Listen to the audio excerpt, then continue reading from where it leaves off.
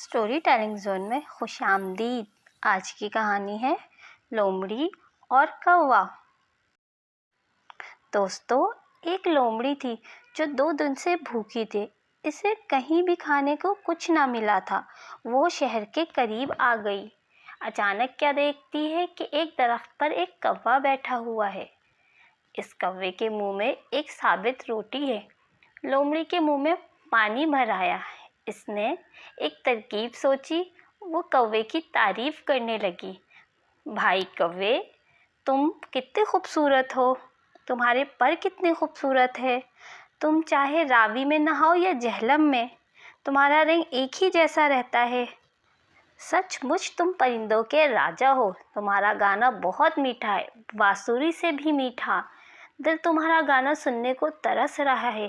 जना गाना गाकर तो सुनाओ। कौवे ने अपनी तारीफ सुनी। वो फूल कर गुप्पा हो गया। इसने गाना गाने के लिए चोंच खोली।